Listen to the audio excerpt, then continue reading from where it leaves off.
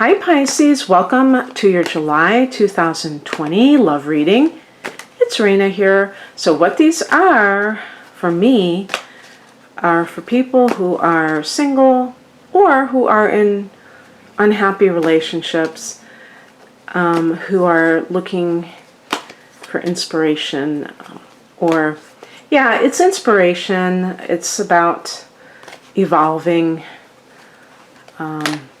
versus just straight up fortune telling, because that's not what I do, but God bless anybody who does that, that's their path, I guess.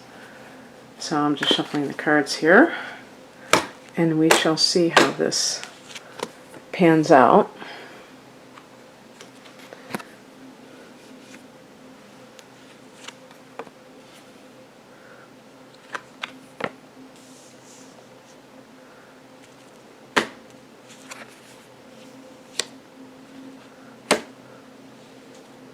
Okay, two cards came out. I'm going to pick both of them. I can't choose one over the other. And there are these two cards. And I finally got the Hangman in the upright. I'm always getting it reversed. I think that's because I put it in the deck that way, because I think, this is how it's supposed to be, because it's upright. Okay. We got a couple of major arcana cards. One of them is the Justice card and one is the Hangman. So just looking at it from that perspective, maybe some of you are waiting to get divorced. The Justice card can indicate a legal decision. And so all of the emotions swirling around that event, where you feel like it's a sort of an emancipation of sorts, sort of an emancipation of sorts, and perhaps there's a new relationship waiting in the wings, and you're looking to having that legal decision as the official sanctioning of your freedom, of your singledom. Even if you're separated, even if you've been, some people, they just don't get divorced because they can't afford it. I always joke about how if something, I didn't make that up, but I think it's funny when they say it's really cheap to get into it, but it's expensive to get out of it, to be careful about those kinds of things, because obviously it feels almost like a trap, but I'm semi-joking. The heart of the matter is the Justice card, and this is a card connected to Libra too. So I think I'm going to do an audio about how Libra gets along with Pisces. I think that would be interesting. But anyway, this can be, like I said, that you're waiting on a decision. You may be interested in somebody who's a Libra. Another possibility, if you're single, is that this idea of fairness or equality is first and foremost on your mind.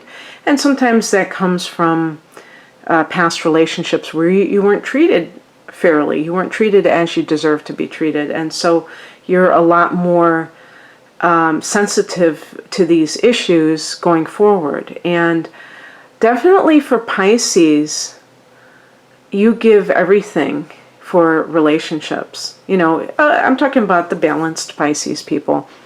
And so when you are not met with somebody who appreciates that, it can feel like a slap in the face. And so you may be kind of a little bit, I don't want to say like, what's that term, have a chip on your shoulder, but you may be like very heightened in terms of like vigilance. Like, is this person going to, treat me correctly, and then kind of pouncing on every little thing. So I don't think that that's bad though, because I think that, when I say pouncing, I mean in your own mind, where you're saying, is this person really going to be okay? It is good to get to know somebody and not just be impulsive about getting serious. And then you can see for sure if they are going to be balanced in how they respond to you, where it's not going to be a one-way street, because that kind of relationship can end up feeling very, very draining. You know, it's a very draining type of a thing, because you're looking at somebody who is probably using the other party for, you know, even just emotionally, where they're the one that always needs to be like boosted and you have to be a cheerleader for them. And Pisces people are capable of that, but you shouldn't have to do that all the time. You're willing to do it, but you have to, you know, kind of restrain yourself so that you're not like, you know, putting yourself in that position again if you've dealt with that before. Now, in the past position, we have the Page of Pentacles, so that could indicate a new relationship that may have some promise, because Pentacles can suggest something that is, you know, a long-lasting relationship. It can be more solid, it can be less, you know, drama, and this may actually be with an earth sign, and you get along with earth signs. And then, of course, I'm saying in general, maybe you've had some bad experiences with individuals, but the earth signs are Taurus, Capricorn, and Virgo. And Virgo is your opposite sign, so sometimes there is that attraction to your opposite sign, but even though you're like two peas in a pod, it is an opposition, so you are going to have certain things where it's like, kind of like you have to look at it, I don't want to say like a projection, but there may be areas where it's like you're called complementary signs, so you have these things in common, but especially with like Virgo, it's almost like the odd couple, Alex and Felix and Oscar. I can't even think straight right now. And if you think about it, like Felix was very anal and Oscar was kind of like, I would say Oscar was more like a Pisces and Felix is like a Virgo. And that sort of thing. So, but you still have things in common with Virgos as well. So, the higher message is the Nine of Wands, and this is a card of kind of being like on having your defenses up, having your back up. We're in Mercury retrograde. Maybe that's why I'm being tongue-tied at the moment. But that can indicate hearing from somebody from your past. And even as I record this in June, the Venus is going direct tomorrow, and there still is a shadow period. So some people may have already dealt with somebody that they, from their past, the Justice card might be that individual who has captured your attention, but you must be on guard because they're coming in, they're trying to get back into your life, assert themselves back into your life. And why is that? Is it because then they can do it all over again? So you have, I'm talking about like reject you all over again, kind of abandon you again. So if you have recently formed a new relationship and somebody from the past has come back, think about that. Think about why is this happening? It almost seems like sabotage in a certain way. What crosses you is the Nine of Swords, which is a card of anxiety, and also the thoughts in your head that are, your mind racing and that kind of thing that keep you in that place of chaos, mental chaos, emotional chaos that may actually go back quite a bit. I was talking about this. I can't remember because I'm doing so much talking. But I was talking about Pisces recently, and I was saying, I think it was for one of my relationship audios that I've been doing on YouTube, and I was talking about when I'm doing private readings and I am dealing with somebody who is a Pisces, or they have the moon in Pisces. And by the way, this can also be for the moon signs. I said this way too late in the game here, but I think that these can work for the moon signs as well. Some person asked me about the rising signs. Yeah, I mean, possibly, but that's going to be more superficial. That's going to be if you first meet somebody and you think that they have this quality of somebody who's a Pisces rising, then you may kind of like have these opinions of them that are not really who they are, and you'll be shown more of who they are later on. So it makes it kind of hard to just,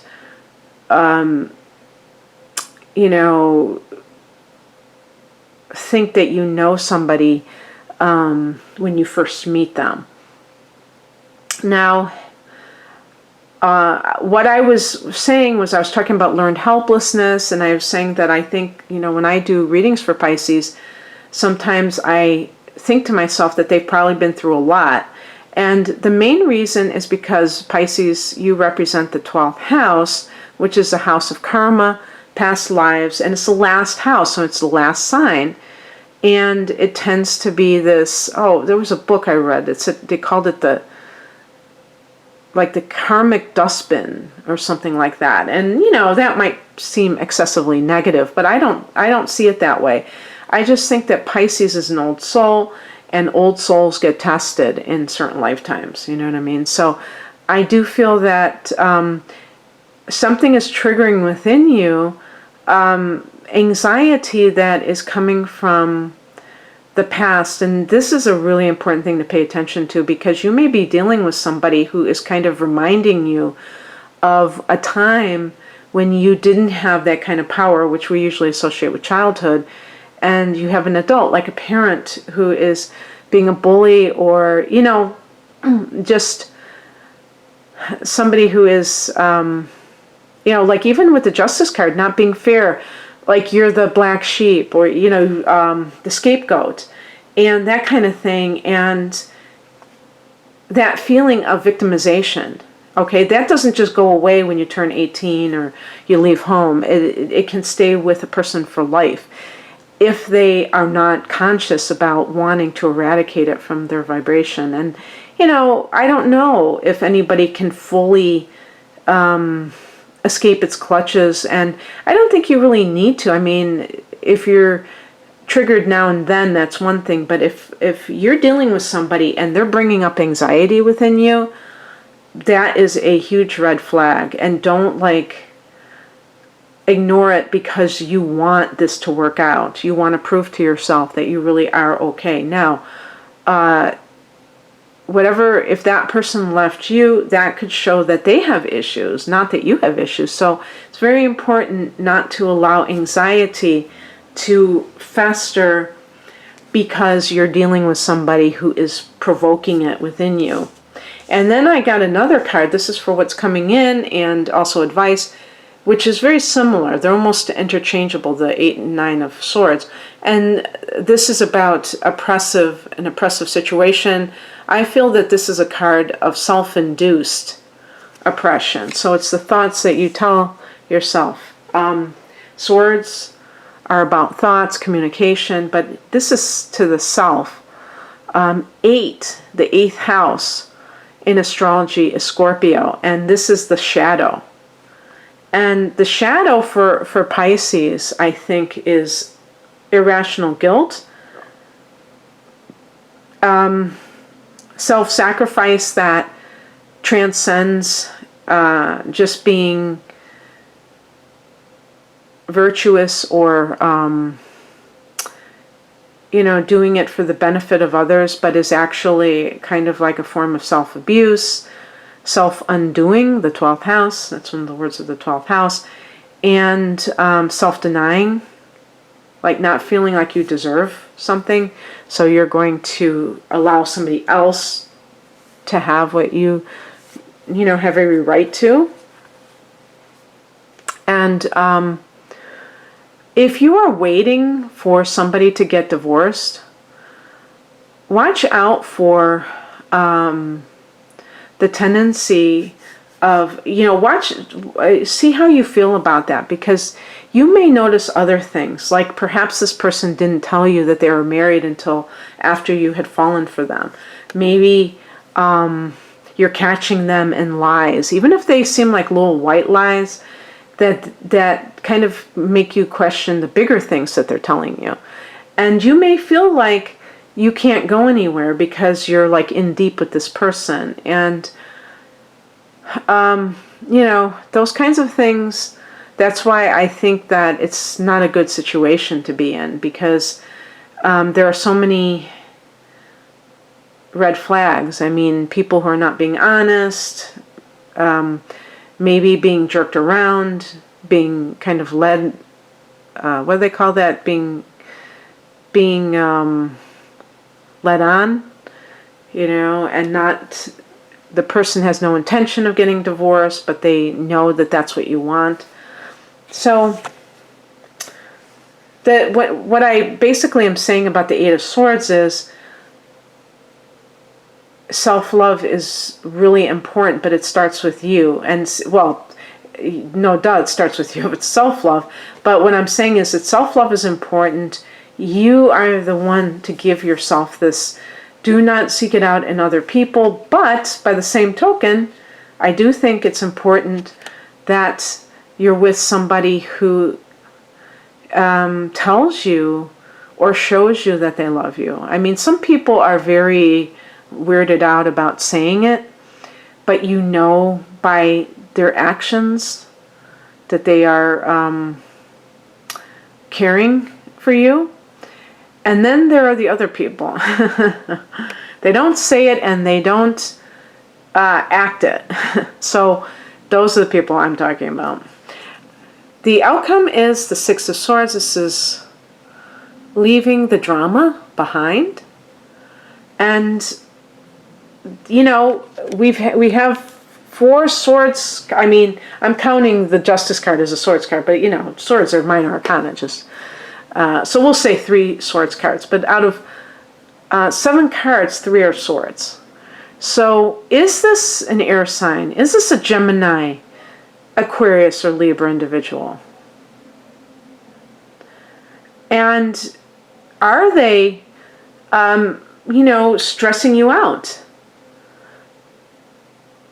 If you, kind of like realize this and are honest with yourself and can, really accept the truth of it, and you say, yeah, that is true, then I think that you're going to choose peace. I picked another card. This came out with it. And it is the Hangman. This is a card of being in suspension. So if that, and this is what I suggest. I don't tell people what to do, but on the other hand, I do, make suggestions if it is valid for individuals. Sometimes it may be, sometimes it may not be, because everybody's got a different story. But for some people, the situation where you're waiting for somebody to get divorced, maybe you're with somebody who's a decent person. Maybe when you met them, they told you that they were still married, and there's no deception there whatsoever, and they are separated from their partner, or in some kind of way that they're still married, but it's very obvious that they're leading 2 separate lives, but they still haven't gotten divorced. Sometimes there may be situations where there's nothing bad on that other person's part that they're doing. It just is what it is. And perhaps they feel guilty because they have children, and there's just something that they can't do it at this moment, or even legal matters that have to be sorted out. But what you can do regardless is you can say, well, what I'm going to do is I am going to, if you feel like the person that you're with has been honest with you and you feel like you have a chance to have a healthy relationship with this individual, but they may just be dragging their feet on, kind of ending their marriage, then you can say, well, I'm really in love with you and all of that, but I can't just be in this holding pattern, because that's kind of what the hangman is. And I'm going to give you your space for a few months for you to decide what you want to do. And I'm not going to contact you. I'm going to ask you not to contact me. And I'm going to act like a single person, because I am a single person. And that means that you're implying that you're free to date other people. Whether you decide to do that or not is up to you. But it's not to threaten the other person, to light a fire under them in the classic sense, because you don't want somebody to come to you out of fear. So it's just basically so that it takes you off the hook of having to just wait indefinitely for somebody who may never be ready. And you could be losing so much time out of your life for somebody like that. So the bottom line is to be able to